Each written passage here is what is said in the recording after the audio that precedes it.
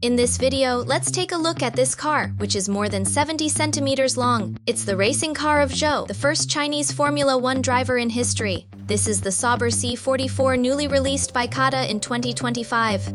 In addition to an in-depth evaluation and analysis in this video, we'll also bring you a comprehensive comparison review of 4 F1 cars. First, let's look at the fundamentals. The dual authorization from Sauber F1 team and Pirelli. The Venturi floor of the F1 car recreated with bricks.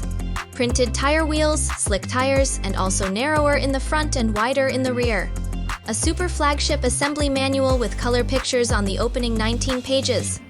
The steering is linked to the steering wheel. Vehicle motion is linked with the engine operation.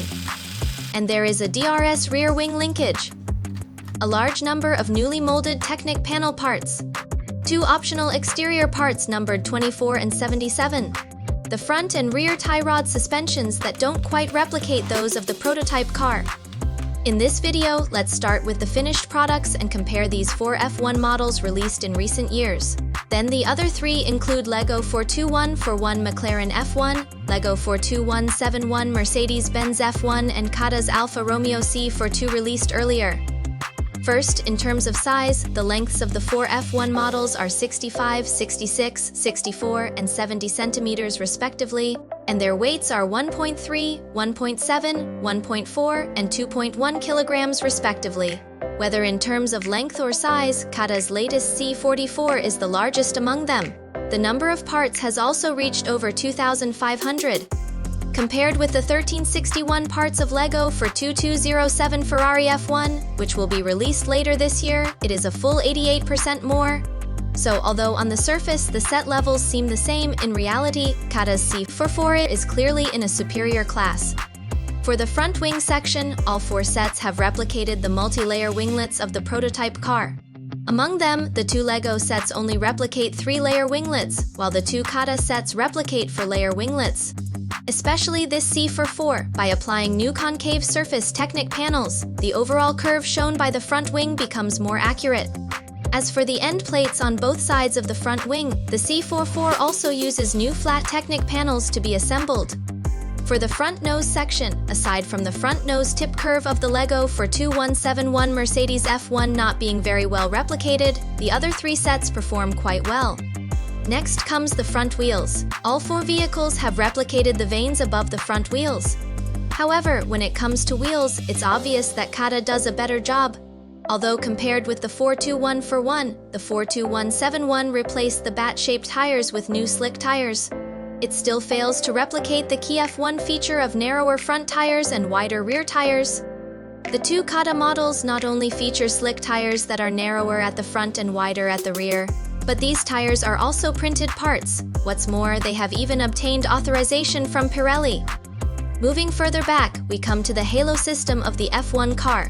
The design schemes of the 4 F1 models are all different. Only the CaDA C44 has a newly molded part for the halo system. This also includes the side rear view mirrors, for which new molds have also been made.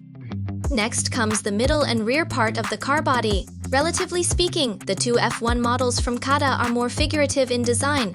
For example, the extra-long shark gills and the curves under the side pods are restored with great precision, and the 2 LEGO models seem to be a bit more simplistic when compared. Although CaDA seems to have an edge in this regard, this design approach has also brought some problems to these 2 CaDA F1 models. We'll talk about this later. Let's look at the engine. The LEGO 42141 McLaren features an exposed design of the V6 engine. For the other 3 models, you have to open the cover to see the engine linkage. In addition, we can see that both of the 2 LEGO models adopt the conventional V6 engine scheme, but the 2 CaDA models have dedicated assembly designs. However, the engine of the C42 is quite small, which was criticized by some players before. But the new C44 model has an engine size that's very appropriate. Looking at the construction of the rear part of the car, all the F1 models are well done. However, similar to the front wing, the application of CaDA's new concave surface Technic panels makes the rear wing curve of this C44 look more similar to that of the prototype car. Meanwhile, this C44 is also the only F1 among the 4 models that can achieve an adjustable DRS through a linkage design. As for the other three models, you have to adjust their DRS directly by hand. Well, it just doesn't seem as sophisticated. Finally, let's move on to the bottom part of the car. It's only here that we can truly feel the huge difference in the design concepts for the F1 theme between CaDA and LEGO. As we can see, the C44 continues to adopt the Venturi floor design of the C42. When viewed from the bottom of the car, the two LEGO F1 models are basically hollow. They use frame parts and Technic panels to build the bottom framework, and near the bottom of the side air intakes, the splitters are constructed. Just like the C42 as a bricks model rather than a scale model, the CaDA C44 can't be said to have achieved a precise replication of the Venturi floor either, but it can be considered a relatively complete reproduction. Let's look at the suspension part. The front and rear suspensions of the four F1 cars are as follows: front pull rear push, front push rear push, front push rear pull, and front pull rear push.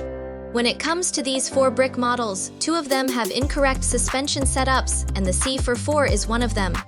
In fact, this C44 originally features newly designed front and rear pull rod suspensions. However, the rear suspension doesn't match that of the prototype, which is a bit disappointing. Alright, now that we've compared the four F1 models, let's start from the unboxing and take a detailed look at the specific performance of this C44. The color box features a two-piece cover design. The logo of the Sauber F1 team can be seen in the upper right corner, while the specific model of the car is indicated in the lower right corner. In the lower left corner, you can see that there are 2,553 pieces and the model has a scale of 1 to 8. It is marked as suitable for ages 8 and above. However, in fact, we suggest that it is more appropriate for those 14 years old or older. On the back of the color box, apart from a finished product picture from another angle, several design features of this set are presented through a few illustrations. What's quite special is the side of the color box. There you can see a photo of the racing car taken in real life. And you can also see the anti-counterfeiting label on the left, which indicates it's an officially licensed product of the Sauber F1 team. Open the color box and you'll see two sub-boxes for parts. The tires and wheels are in a separate box. The several sides of these two inner boxes can also be pieced together to form a complete picture. It really shows that the design is meticulous. On the inner side of the lid, we can also see the car numbers 24 and 77, corresponding to the race cars driven by Joe and Valtteri respectively. In terms of parts packaging, all printed parts, tires, and wheels are individually bagged. Some parts with modular printing are also packaged separately and not mixed with other parts. In total, there are 50 sub-packages for all the parts, which are divided into 4 major steps. The assembly manual is also packed in a transparent bag. For a set with over 2,000 pieces, it is quite thick. The manual begins with as many as 19 pages of color illustrations. Apart from a large number of comparison pictures between the prototype cars and the completed brick models, the manual also includes introductions related to the Sauber F1 team and its drivers.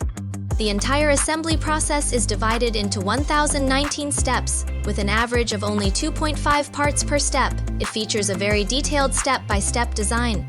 In the manual, we can also see that this C44 can be assembled into 2 different looks representing car number 24 and car number 77 respectively. Accordingly, 2 sets of printed parts are provided, and all the parts of the entire car that have patterns are printed components. So the total number of printed parts has indeed reached a very large scale. It should be the mass-produced F1 set with the most printed parts to date. In terms of parts, we can see that there are quite a few new parts in this set, including several concave technical panels with a 2x3 cross-section, several concave technical panels with a 1x2 cross-section, newly introduced frame parts with a dimension of 3x11 units, a brand new halo system suitable for 1 to 8 scale F1 bricks. There are also several rather special exterior parts, such as this rear view mirror, and some connecting parts. However, some of these connecting parts have appeared in other sets before. Alright, that concludes the entire unboxing of this C44. How do you feel about this Sauber F1 car? Let's take a look at the interior design while we assemble it. The rear suspension adopts a link suspension system. The upper and lower wishbones, as well as 1 link on each of the left and right sides, all use the part numbered 32,294. It can be seen that the links extend downward from above the suspended drive axle to the middle of the vehicle body.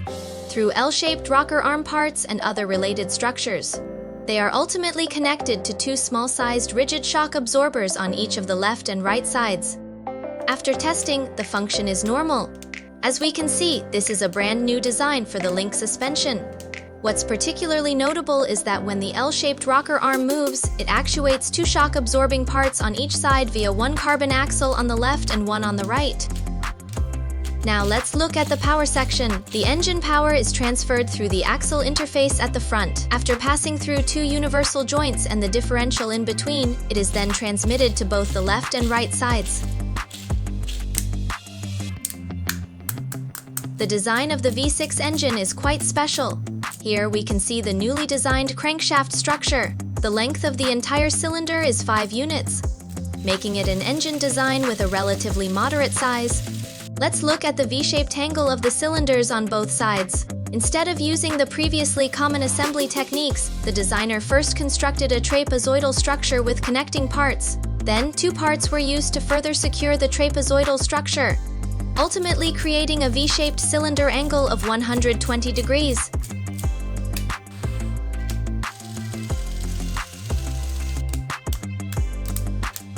The front suspension is also a link suspension. It can be seen that the design is similar to that of the rear suspension. The test shows that the rebound force is moderate. Let's take a look at the design of the steering structure. Manual power enters through this axle below, directly driving the steering rack via this 12-tooth gear in front, and then the tie rod drives the front wheels to turn. The linkage of the steering wheel is achieved through these 3 gears here. This design ensures that when the front wheels return to the straight-ahead position, the steering wheel can also return to the centered position synchronously. The manual steering power will enter from the roof and be achieved through a 4-to-4 gear set that will be added later. Up to this point, the main body of the entire chassis is assembled. From the test, we can feel that the firmness is quite satisfactory. When we turn it over, we can see part of the structure of the venturi floor. Next here, we can see a set of long connecting rod structures, which will be used for the elevation of the rear wing later. Here we can see all the exterior modules of this F1 car. The front-end module, consisting of the front nose and front wing, is one large integral module. The other exterior modules are generally composed of several small modules. At the same time, we can observe that the designer has utilized quite a number of toe-ball parts in the exterior construction to create the angles of the exterior surfaces.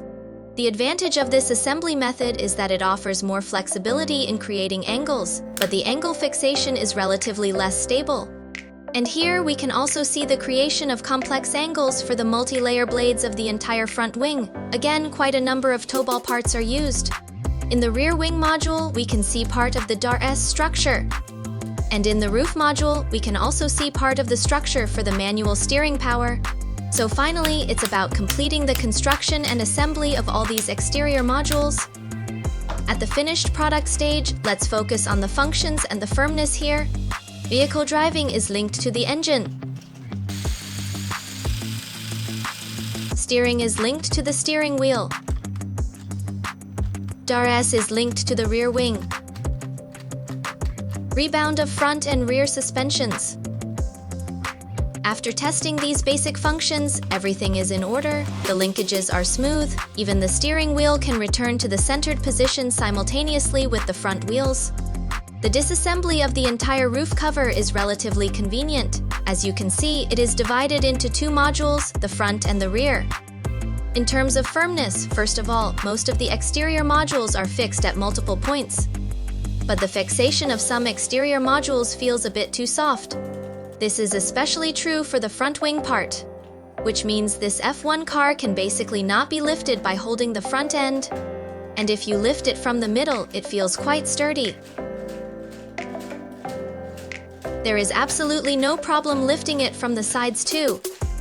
In addition, the vibration test shows that there are basically no issues with the overall firmness, and no parts or modules that are prone to falling off were found. Finally, let's summarize this set. In terms of highlights, first of all, the materials used are very sincere.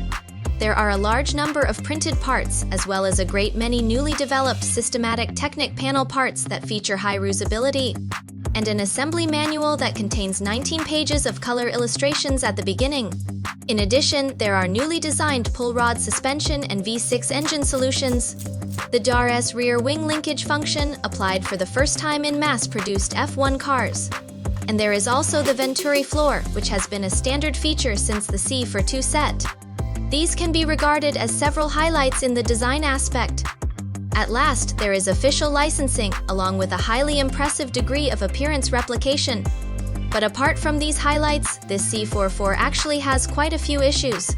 First of all, there is little color coding of parts inside. While this makes the exterior neater, it makes finding specific parts a bit more troublesome.